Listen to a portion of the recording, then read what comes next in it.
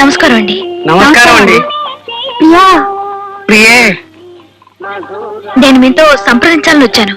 చాలా సంతోషం. విషయం ఏమిటో చెప్పండి. ప్రియా, ప్రియే, మీరేమిటండి నిమిషానికి ప్రియే ప్రియా అంటున్నారు? క్షణం క్షణం తలుచుకోవటం, ప్రతి క్షణం పిలుచుకోవడం వీర ప్రేమికుల లక్షణం. ప్రియా, ప్రియే, ప్రియా, ప్రియే. అస్తమానం ఇలా అంటుంటే ఈ పుస్తకాలు ఎప్పుడు రాస్తారు? ఎలా రాస్తారు?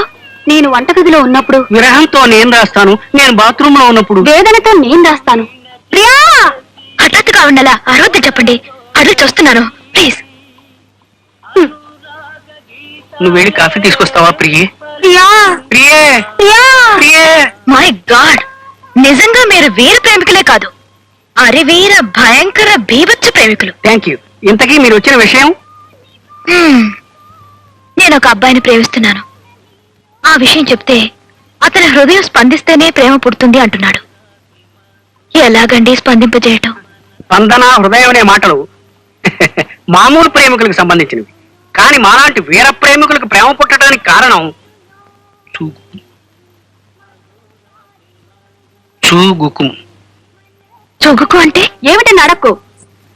వీర ప్రేమికుల తారక మంత్రం చూగుకుం. ప్రచండ ప్రేమికుల పంచాక్షరీ మంత్రం చూగుకుం. గండరగండ ప్రేమికుల గాయత్రి మంత్రం చూగుకుం. అంటే మీ ప్రేమ చుగుకు వల్ల పుట్టిందా? అవును. పరిచయం లేని ఇద్దరం ఒకే బస్సులో ఎక్కాం.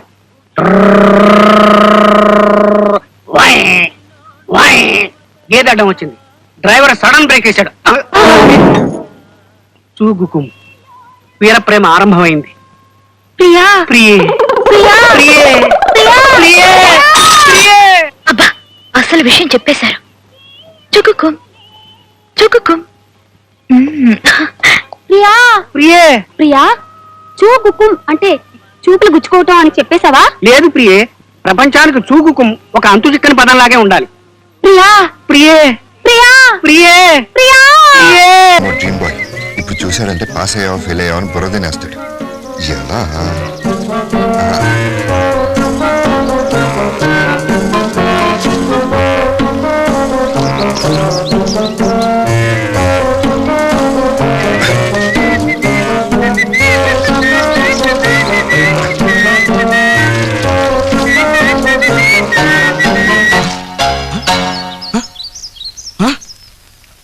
Hello hello hello pipe testing 1 2 3 1 2 3 1 2 3.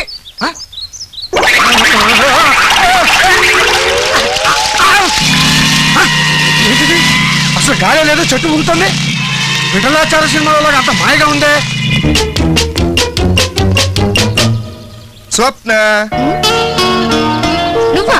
Sorry స్వప్న, అసలు ఏం జరిగిందంటే స్వప్న నేను చెప్పేది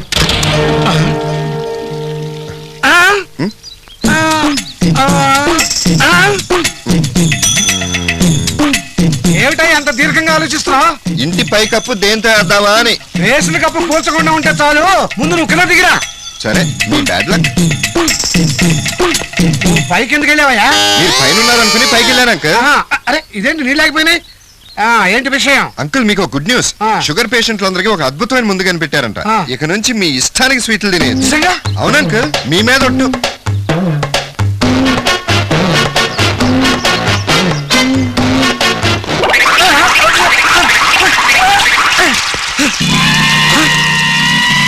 ఎడివిడు? ఓహో ఇది ఊరు మీ అమ్మ కడుపులు మాడ దండలేసి చంపేస్తారా? కూర్చోండి కూర్చోండి. సారీ సార్ మీరు దండల్లో ఇరుక్కుపోయిన సంగతి మర్చిపోయాం. కానీ ఇప్పుడు మంత్రి వెంకటరావు గారికి గన్నీ బుక్ తరపున బుష్ లాడెన్ గారు మెడల్ ప్రజెంట్ చేస్తారు. అగాదు ఉండటానికి ఏడు అడుగున్నాడు కానీ బొర్రలేదు వీడికి. మెడలో పడి వేస్తున్నాడు ఏంట్రా బాబు. ఓన్లీ పడిమని మనకు తెలుసు కానీ ఇది తెలదు కదా. ఏరా ఈ మెడల్ తో పాటు వారికి గన్నీ బుక్ కూడా ప్రజెంట్ చేస్తారు.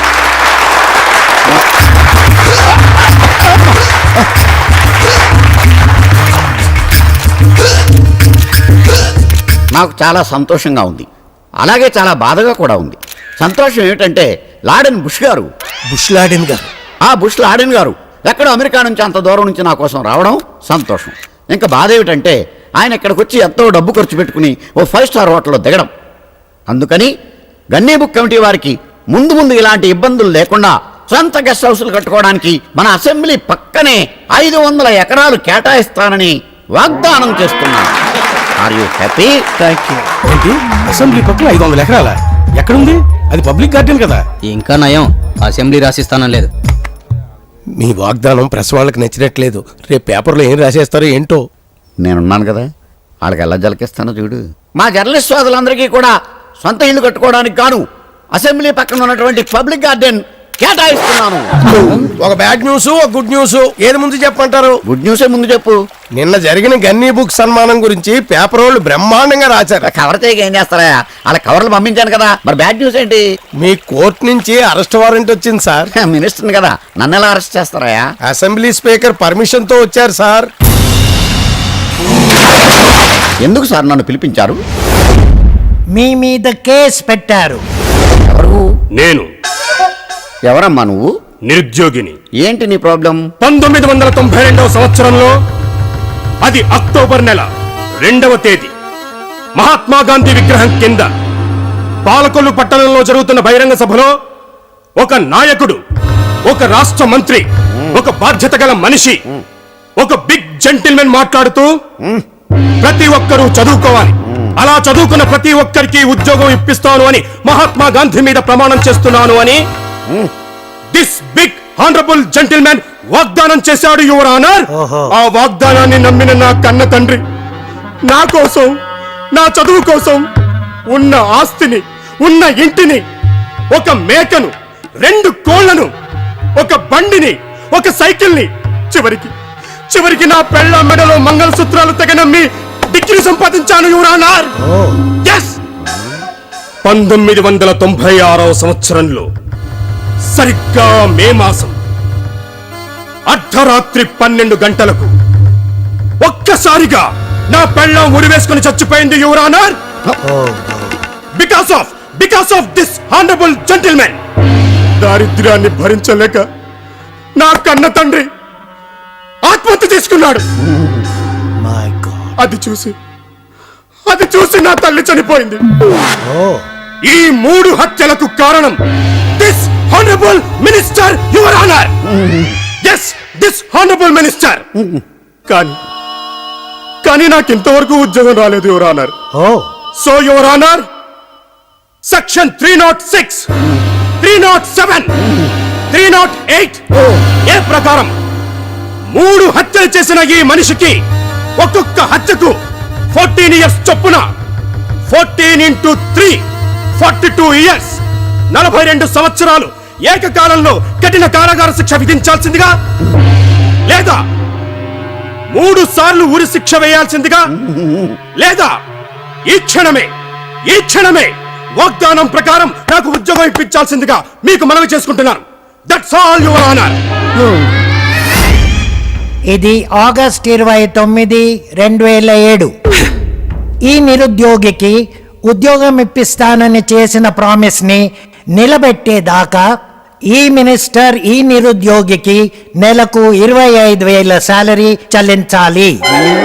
ఇది బరువెక్కిన బండ లాంటి గుండెతో బల్లగుద్దీనే చెప్పే బలమైన తీర్పు. Are you happy?